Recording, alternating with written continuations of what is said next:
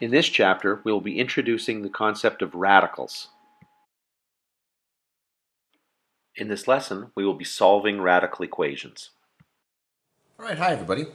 So today, or with this lesson I should say here, we're going to take a look at solving radical equations. And actually this is what we've been building towards over the last few lessons, taking a look at adding, subtracting, multiplying, dividing radicals. It's really all to get you to the point right here where you're able to solve these kind of equations. So a radical equation, like it says here, contains the variable, okay? The variable in the radicand. So the variable is inside the radical. It's underneath the symbol, just like you're seeing down here, okay? With the radical underneath, the x underneath the radical. If it's not, if you've just got like the square root of 3 in an equation, that's not a radical equation, okay? Because the square root of 3 is just a real number. It's not a big deal. But if the radical is over the variable, okay, that's doing something that's special. Okay, so you've got this radical equation. Remember, with an equal sign here, you're going to have the left side of the equal sign, the right side of the equal sign. And what we're trying to do is find the value of x that makes those things the same. And we do that, whoops, sorry about that. We do that typically by eliminating the radical sign. Okay, if you're solving a radical equation, you typically solve it by getting rid of the radical.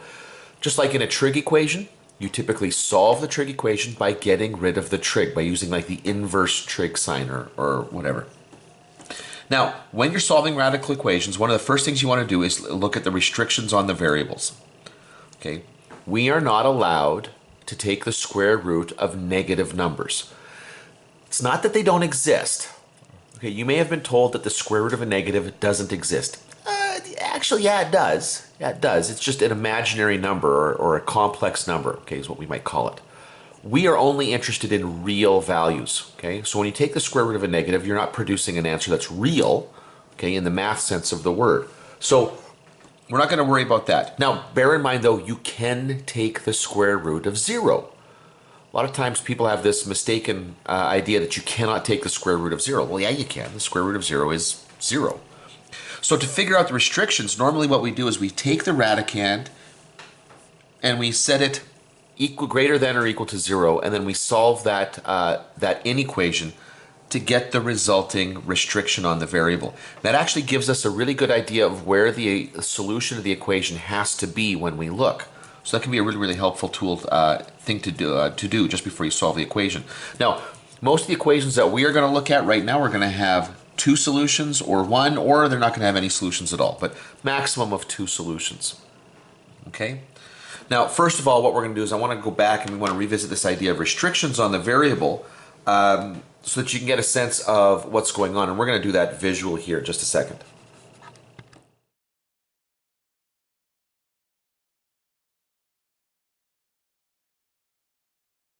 Okay, so now, to get a sense of what we mean by the restrictions on the variable, let's consider the expression the square root of x. So we're going to look at y equals the square root of x. Okay, and I'm going to sketch this on the grid. Now, I'm going to use my calculator right now because I think it's going to be a nice, quick way to get this idea. Okay, normally what we might have done is thrown like a table of values down and explored that. But for right now, we're just going to go to the calculator, y equals, and I'm going to go square root of x, and I'm going to let my calculator handle this. Now my Windows settings, the little graph that I've got over here is -5 to 5, -5 to 5. So let's mimic that. So -5 to 5, and then what do we got here? -5 to 5, and now let's graph that. Okay, and there it is. And notice that there is no graph over here to the left of 0. Okay, the calculator knows, because of the setting that it's in right now, and I haven't done anything to it, so it's kind of like my default setting here. It knows that the square root of a negative is going to be an imaginary number, so it's not producing anything over here. So what we've got here is we're starting at 0, square root of 1 is 1, and I'm lazy, the square root of 4 is 2, so I'm going to give myself those little points here, and the graph looks like this. And I put a little arrow at the end to imply that it keeps going this way, but it does stop here. So, what's the domain of my graph? Well, the domain, and I'm just going to set this, make this really, well, I should probably use the proper notation that we've done before. it's going to be the set of x values where x is greater than or equal to 0, where x is an element of the reals. Okay? Let's take a look at this one. Consider the expression x, the square root of x minus 2. So let's go back to our graph and let's go down. We'll leave that one there right now so we can compare it. So the square root of x minus 2 graph. Oh, look at that. It looks to be essentially the same graph, but it's starting 2 units over to the right. Well, that makes sense actually when I think about it, because if I put a number in here that's a little bit less than 2, like let's say 1.5, 1.5 minus 2 is going to be negative. So that's no good. I don't want that. So yeah, I guess my x values have to be bigger than 2, equal to or greater than 2 for that to work. Okay? And so what this looked like over here, sorry if you will, started here at 2 and then went up like that. So here we go. Basically, again, the same function that we just had, just shifted 2 units over to the right. Which means my domain is also going to be the same thing. It's going to be shifted 2 units over to the right here. So x will be greater than or equal to positive 2. And again, x will be an element of the reals. Wonderful. Let's take a look at this one. Okay, whoa, this one here is a little bit different. Okay, so I'm going to take a look at this. Y equals the square root of 4 minus 3x. Now, in both of the previous cases here, when I looked for the restriction, I did the graph first and kind of interpreted that. But remember what we had said up above here, that to do this, to figure out the restrictions, basically all I got to do is take the radicand and just force it to be greater than or equal to 0. I'm going to use this little expression here. This is saying that this value here, this expression, must have a value that's larger than or equal to 0. Now, all I have to do is manipulate this to figure out what the restriction is on x. And I could have done that up above, but I wanted to focus on the use of the calculator, the technology here, because that is going to be actually a tool that we use quite a bit here. Now, I'm just going to bring the 3x term over. Sign stays the same direction. Now I'm going to divide by 3, and nothing changes here because I'm going to be dividing by positive 3. So this becomes 4/3 is greater than or equal to x. In other words, x is less than or equal to 4/3. That should become my domain. X is less than or equal to 4/3, where x is an element of the reals. Now, this suggests to me that the graph is going to open up and go the other way here. But let's have a quick look. So we'll pull out the calculator. Back to y equals, and this will be the square root. Whoops, sorry. Oh, gee, I pressed a whole bunch of buttons there all at once. Here we go. Let's go clear that all off. So that's going to be 4 minus 3x. Graph. Well, there it comes. And yeah, there it is. It basically, now, it looks like, and this is somewhat problematic, it looks like the graph is stopping just above the x-axis. Now, I don't believe that's true, because if I plug in 4/3, I know the graph is supposed to be, the domain is less than or equal to 4/3, but if you plug 4/3 in for x here, if I take this endpoint and plug it in, -3 times 4/3 is going to be -4. So 4 and -4 goes to 0, and I know that the square root of 0 is 0. I know that at 4/3, this should be touching the x-axis. So I'm going to just take a quick look at this. I'm going to use zoom box here, and I want to get a closer look at what's happening right down here. So I press enter. I'm going to move over. Let's take a quick look. I'm still thinking about it. Oh, there we go. Oh, and look at that. Now that drops down a little bit closer. And if I do zoom, if I do zoom box again, and we zoom in on this part right here,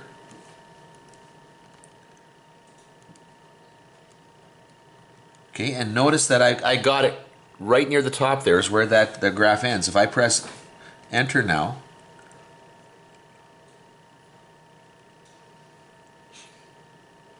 and now see how it drops even further down here. This should be going to the x-axis. And I hope that this illustrates quite clearly for everybody here. And I'm going to go back to my negative 5, 5, 1. I hope this shows everybody here that the calculator is a tool to help you, but it shouldn't replace your thinking here. Okay, when I see that drop down like this, I should be aware that no, that is going to hit the x-axis there. So this is coming down like this. It's going to hit the x-axis about here. And actually it's, oops, I could have done a much better job of drawing that. But anyway, hopefully you get the idea. So you've got to be able to look at what the calculator is saying and process what's going on here. Essentially what's happening here is these points are so close together in terms of their horizontal displacement, okay? They're almost on top of each other. The calculator has a hard time plotting the next point down. The calculator has a problem with sections of lines that get almost vertical. And that is basically what's happening right here. Okay, this graph is almost vertical. Now notice that this one is a little bit taller. Calculator didn't have such a problem with these guys because it wasn't quite as stretched out vertically as this one is. Anyway, let's take a look at some other examples.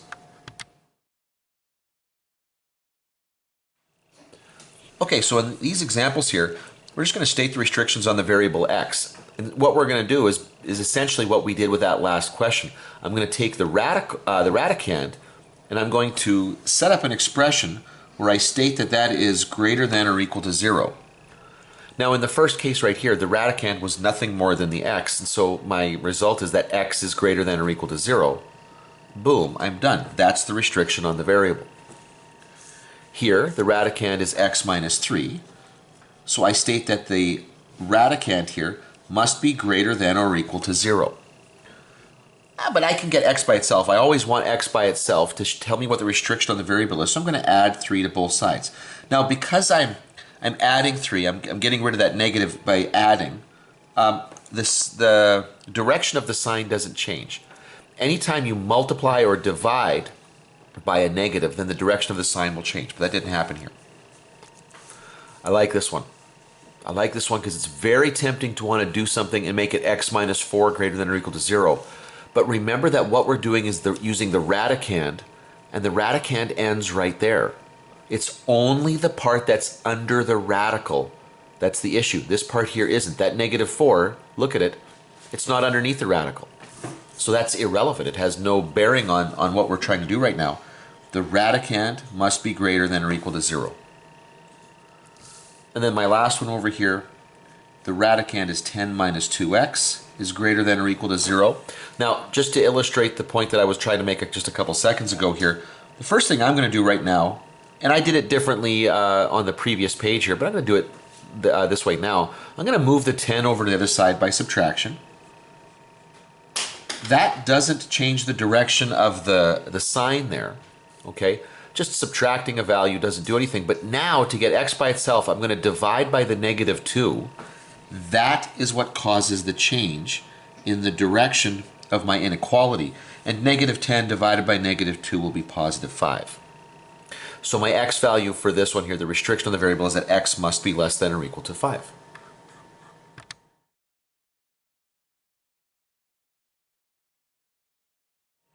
Okay, this next little section here is, well, it should be a review of your calculator work, but we're going to use it to solve a couple of radical equations here. So I like the way this is set up here. So consider the radical equation 4 is equal to the root of x plus 2. First of all, I want to state what the restrictions on the variable are going to be. Where is it defined? And I'm just going to look inside here. Now, just so that you know, later on, okay, as you kind of work through more and more math and you go from math class to math class, you're going to see that there's actually another restriction that gets associated with the radical. It is coming, but for the time being, we don't worry about it. We are only worried about making sure that we are taking the square root of positive numbers. So I'm going to let x plus 2 be greater than or equal to 0, which means x must be greater than or equal to, I'm going to subtract the 2 from both sides, x must be greater than or equal to negative 2. Good. So I know that whatever answer I get in a couple seconds, that number has to be bigger than or equal to negative 2. So on my calculator, what I'm going to do is I'm going to enter both of these functions in.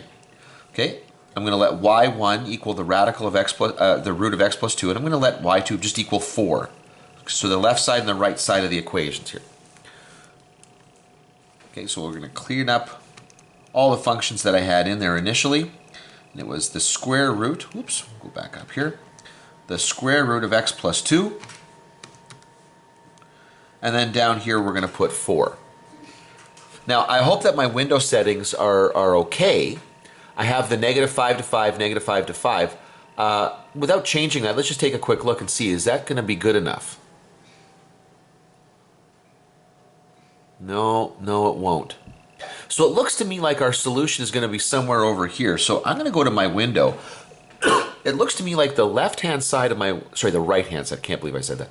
The right-hand side of my window isn't far enough over, so that's my x max. Let's make that 10 to start off with.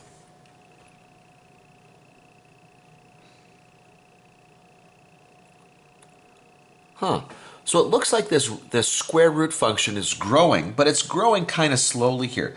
Let's go back in there. Let's make it maybe 20 this time. Okay, that looks like that'll do it. And there we go. I can see them cross right there. So now remember, to find that point of intersection, it's second, trace menu. We're going to use number 5 here. And I'm just going to move my cursor close to the point of intersection. I don't have to be right on top of it, okay? Calculator's asking, am I on the first curve? I press enter to say yes, and I watched it jump to the second curve. It's asking, am I on the second curve? Press enter to say yes, and it's asking, is it okay to guess this? Now, if you want, you can move your cursor even closer to that point of intersection there, because that'll be the guess that it starts with. And basically all we're doing is helping the calculator do this quickly. So when I press enter now, it spits out the answer and we're getting the point 14.4. Now, remember that there was no y in the equation, okay? The y variable was simply introduced to help us see the relationship. But the equation was all in terms of x, so this is the solution that I'm looking for right there. X equals 14. Okay, so I know that my answer is supposed to be 14. Now, I can verify this algebraically by taking that 14 and plugging it in. And 14 plus 2 is 16. And I know that the square root of 16 is 4. And so I know that the left side is equal to the right side. And when you do a verification, we really do want to see you do this. Basically, identify at the bottom here, it's true because the left side equals the right side. Some people are getting used to just kind of doing this and saying, yeah, that's true. We want you to communicate this properly. I mean, I understand that that's true. I understand that this communicates that that's true. Okay, I get that. But this is basically leaving absolutely no loose ends here. I have established that the left side and the right side are equal, and I even state left side and right side are equal. Therefore, what I found there is the solution. Okay, let's do the exact same thing. This time we're going to solve the equation, the square root of x minus... Oh, I'm sorry. Before I get to that, shoot, I should have mentioned this. Notice that I got 14 as the solution. 14 is bigger than negative 2. Okay? So when you find the restriction here, it doesn't mean that negative 2 is going to be the answer. That is just kind of the boundary, and it gives me a sense of where my solution is going to be. Okay, now let's go down and let's try this one here.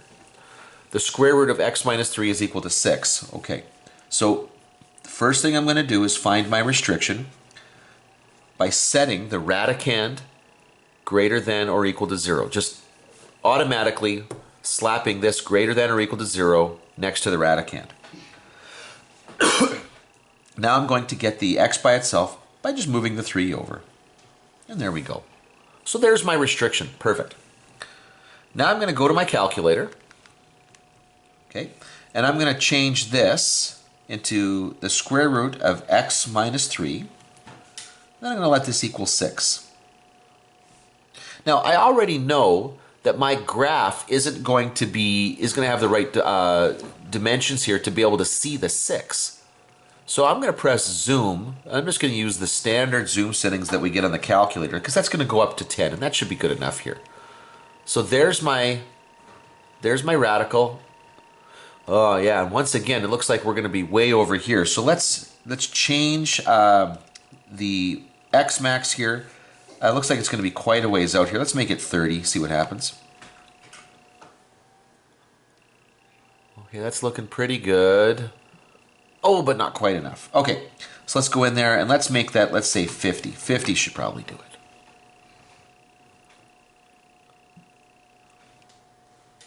And there it is. There's my point of intersection right there. So second trace, intersect.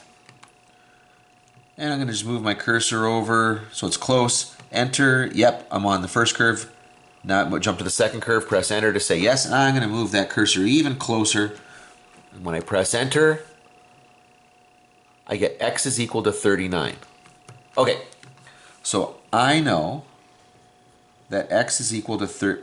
Oh, I can't believe I just wrote that. X is equal to 39. Now, what I want to do here is verify that. So to verify, I will make this the square root of 39 minus 3 is equal to 6.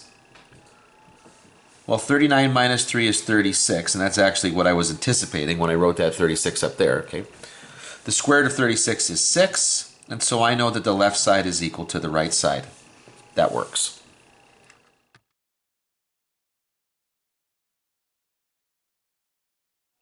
Okay, so now we're going to take a look at what you would have to do to solve a radical equation algebraically.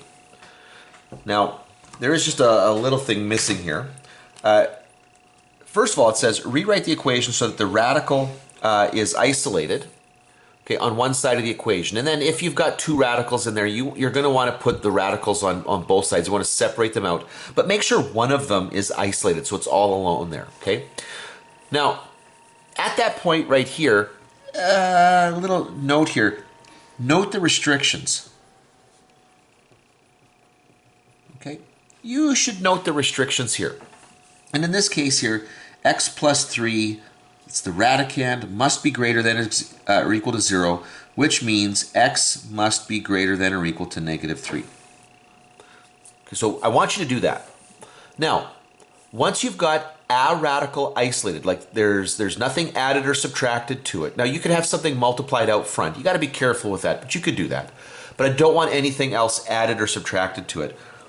Move everything over to the other side, then you square both sides. So the squaring is going to get rid of the radical because they are inverse operations. But I got to make sure I do it to both sides of the equation. So I square to get rid of the radical here. But I got to do that to the other side of the equation so the 7 gets squared as well. And so now what we've got here is this new equation, x plus 3 is equal to 49. I subtract the 3 from both sides and I get 46. Okay, and then we go through and we do a verification here. And actually, I should notice here that my 46 is in fact greater than or equal to negative 3. So that looks to me to be a good solution. But you should check it so that it's not what we call an extraneous root. I'll explain that in just a second here, but we plug that number in, evaluate it, we get the left side is equal to right side, we note that, good. Now what I mean by an extraneous root here is that when you square an equation, okay, when you square both sides of an equation here, if left side, right side of the equation is positive, squaring is going to keep it positive.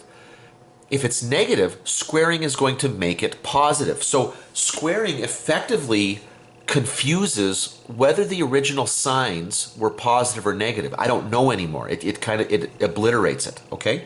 So sometimes what that does though is that creates a solution. For example, let's say I square both sides of the equation. I get a solution that assumed that both sides of the equation were positive, but in my original, one of them was negative. Well, what that means is my solution won't work. That's what we mean by an extraneous root. Okay? That the root of that equation works after the squaring, but it doesn't work prior to the squaring. And you almost got to see it to understand what's going on. And I'll show you a couple of examples here in just a moment, but that's the idea. So when you solve a radical equation, you must remember to check your roots. Okay? Plug them in, verify them, because they might not work. Okay, let's take a look at each of these equations. We're going to solve them, and then we're going to determine the extraneous root. So, and by the way, these things really only pop up when you're solving them algebraically. They don't pop up when you solve them graphically, because an extraneous root is a root that you get that doesn't work in the equation when you go back. When you're graphing, all you're ever going to see are the roots that work.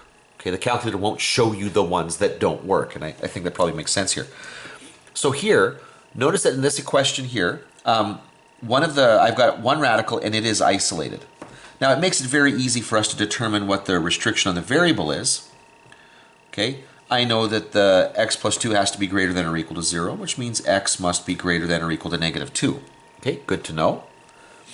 Now to solve this, I'm going to square both sides of the equation. Well, squaring the left-hand side simply gets rid of the radical, and that's what I wanted to do. Squaring the right-hand side produces an x squared. Okay, so all of a sudden this has become a quadratic. So now I got to solve a quadratic. Well, I know how to do that. I make sure I bring everything over to one side of the equation, okay, so that the quadratic is equal to 0, and then I factor. And so I'm looking for two factors of negative 2 that add up to negative 1. So it's going to be negative 2 and positive 1. And then if the product of those two is 0, that means either x minus 2 is 0, that first one, or x plus 1 is 0, which means either bring the 2 over, x is 2, or x is negative 1. Now, I'm going to run out of room here to really do a nice job of showing you the verification here. So I'm going to try to fit them in underneath here, but it's going to be a little bit tight. So if I plug the 2 in to the original equation, that is going to be the square root of 2 plus 2 is equal to 2. Is that true? Well, 2 plus 2 is 4, and the square root of 4 is 2. So yeah, that worked. Now I'd like to put in left side equals right side. I'll just maybe put it over here. Left side is equal to right side. Good. Now if you plug negative 1 into that, okay, I get square root of negative 1 plus 2 is equal to negative 1. Negative 1 plus 2 is 1, equals negative 1, and the square root of 1 is 1. Okay, now see, that's interesting, because the left side does not equal the right side. This is not a root, so that means there's my extraneous root. Negative 1 is extraneous. It's a root that popped out of my algebra, but it doesn't solve the original equation. Now let's take a look at this one. Okay. Now, similar sort of thing, except that there's this plus 7 with the radical, and I don't like that. So my very first job here is going to be to bring that 7 over. So I'm going to subtract it from both sides to get that isolated here. Now, I know, to get my restriction here, I know that 49 minus x must be greater than or equal to 0. Okay. Bring the x over, and I know that 49 must be greater than or equal to x. Or in other words, x must be less than or equal to 49. Good. Now I come back up to here, and I'm going to square both sides of the equation. Squaring the left side is going to produce 49 minus x. Okay, and I knew that. I knew it was just going to get rid of the square root here. On the right-hand side, that's a binomial. I got to be careful with the binomial. In fact, I would be smart right now just to write that like that. Okay, with x minus 7 times x minus 7. So that when I expand that out, I do the distribution properly. This is going to be x squared, negative 7x, and then another negative 7x together for negative 14x. And then negative 7 times negative 7 is positive 49. Once again, I get a quadratic. So I'm going to bring everything over, set it equal to 0. Okay, so what are we going to get here? I'm going to bring the negative x over, which means I'm going to add it. It'll be negative 13x. Well, and actually the 49's cancel. Well, that's kind of nice. I like that because that leaves me with a two-term quadratic. Okay, it's not a difference of squares, but it does have a common x. So that actually makes this a whole lot easier. So after I factor that out here, either x is equal to 0 or x minus 13 is equal to 0, which means x is equal to 13. Okay, so now I've got two solutions here. Let's take a quick look here. Let's just check them. So I got to verify them. So if x is 0, that means it would be 49 minus 0 plus 7 equals 0. Well, root 49 plus 7 equals 0. Oh, I think you can see what I'm seeing right here. 14 does not equal 0. X equal to 0 doesn't work. That is an extraneous root. Now let's try 13. I'll do it over here because I'm running out of room. Okay, so this will be the square root of 49 minus 13 plus 7 equals 13. Okay, well 49 minus 13 is 36. Square root of 36 is 6. And yeah, that works. Left side equals right side. So yes, 13 works as a solution. X equals 0. Okay, so 0 is extraneous. I know my organization is a little bad here. I'm running out of room. But here 0 was extraneous, and over here it was the -1 that was extraneous. Okay, now we're just going to go through and solve a handful of radical equations just for some practice here. So, square root of x minus 6 is equal to 8. First thing I want to do is make sure I've isolated a radical, and in this case I have. So I'm good with that. Now what I want to do is identify, if I can, what the restrictions are on the variable. So it's the radicand has to be greater than or equal to 0, which means x must be greater than or equal to 6. That should be true at the end here. I will then go back and square both sides. So that will be x minus 6 is equal to 64. Don't forget to square the right-hand side. Then I'd simply add the 6 to both sides. So x is equal to 70. Okay, so there's my solution. Now, does that work, or is this an extraneous root? Let's check it. Is the square root of 70 minus 6 equal to 8? Well, that's going to be the square root of 64. And yeah, left side equals right side. So yeah, that works. That is a solution. X equals 70 is my answer here. Let's go over here. First thing I want to do is get that radical by itself. I'm going to bring the 4 over. And as soon as I do that, this question is now in the same form that this one was. So I can solve it the same way. First of all, I'm going to take a look and see what my restriction is on the variable. So I'm going to say that x plus 5 must be greater than or equal to 0. Sorry, and I said x, and I know it's an a, and I don't know why I did that there. That's just, oh. And now this little guy doesn't want to work here. Oh boy. Sorry about that.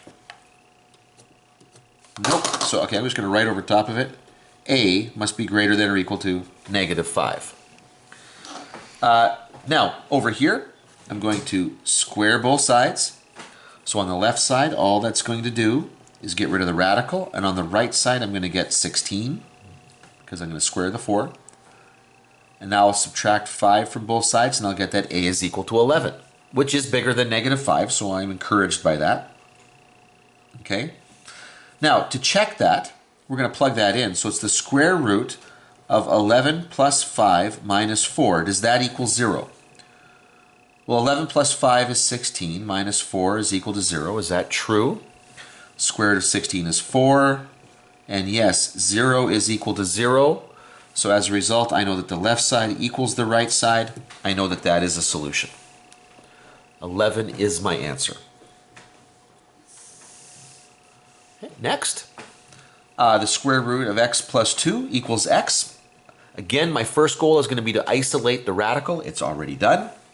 So the next thing I want to do is determine the restrictions on the variable. And I know that x has to be bigger than or equal to -2. Now I'll square both sides and I'll get x plus 2 is equal to x squared. Now this would really be a mistake to not square the right-hand side. I get a quadratic, so I'm going to bring everything over. Whoops. Actually, this is looking remarkably familiar. I think we maybe have done this one already. So this is going to be, because it's a quadratic, I got a factor. It's going to be negative 2, positive 1. So x is equal to 2 or negative 1. Oh yeah, I did this one. We did this one above here. Sorry, this is a repeat. So we already know from up here. Sorry, it's the same question there. We already know from up there that the answer is x equals 2. Negative 1 is extraneous. Okay, glad. Saves us a little bit of time here. Now, for this one right here, first thing I want to do is isolate the radical. It's done. Second thing I'm going to do is identify the restrictions. The restrictions only come from the radical, not over there quite yet. Now, there will be a time when you will look over there, but we're not there yet. Okay, so it's just b plus 3 is greater than or equal to 0, which means b is greater than or equal to negative 3. That's my restriction. So now I'm going to square both sides of the equation. On the left-hand side, all that's going to do is get rid of the radical. On the right, I'm going to square the binomial. That should throw up little warning bells. I know that I should probably write that out twice, because if I don't, I might be tempted to just go, hey, isn't that just b squared plus 1 squared? And the answer is no, that's not true, because you need to distribute. Okay, or some people just say FOIL. So this would be b squared plus a b plus another b. So there's a 2b here. This is the part that so many people forget. Okay, that you have to distribute that out here. And then the 1 plus the 1 is 1. It's a quadratic, so I'm going to bring everything over to the one side of the equation so I can factor here. So 2b minus b will just be b. And then 1 minus 3 will be negative 2. And now I'm going to solve this. I suspect it's going to be plus 2 minus 1. So my two possible answers here are negative 2 and positive 1. Now I got to check. Okay, now I got to check it. So this will be the square root of negative 2 plus 3 is equal to negative 2 plus 1. Well, negative 2 plus 3 will be the square root of 1 equals negative 1.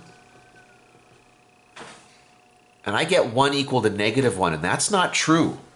That's not true. So right here, and I'll do it over here, the left side does not equal the right side, which means negative 2 is extraneous. Now let's check over here. This will be the square root of 1 plus 3 is equal to 1 plus 1. Square root of 4 is equal to 2. 2 equals 2. Yes, left side equals right side. So my answer here is x equals 1. Okay, negative 2 is extraneous.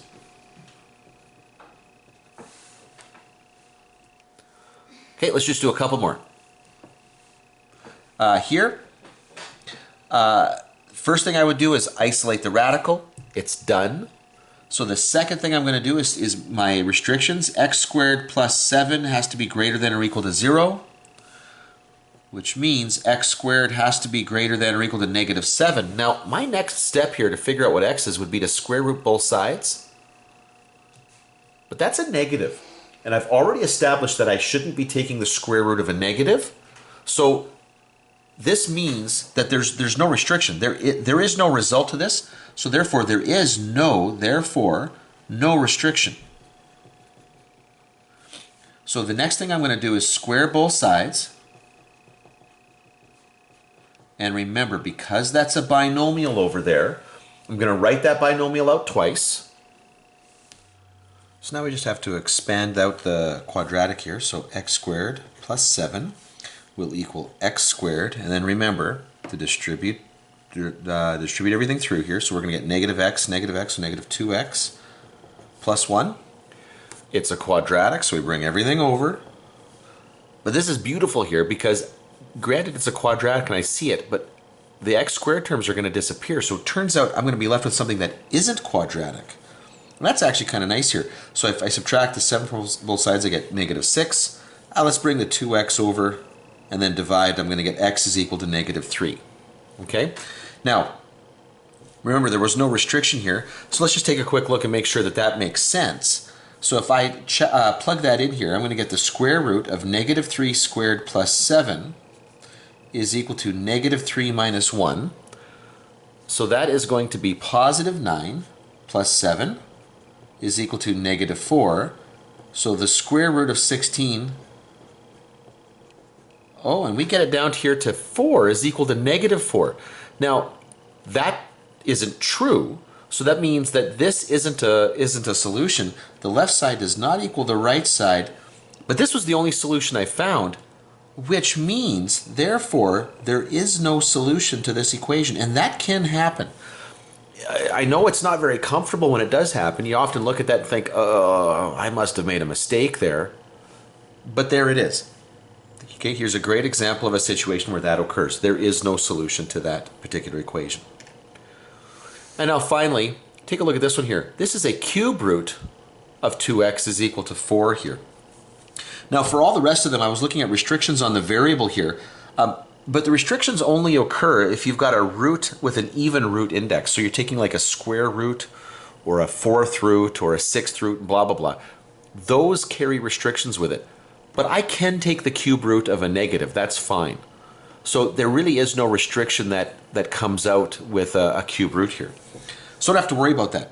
Now, to get rid of a cube root, though, I'm going to have to cube both sides. And I hope that makes sense. In every other case here where we're looking at square roots, and so to get rid of that square root, I squared both sides. But this is a little different.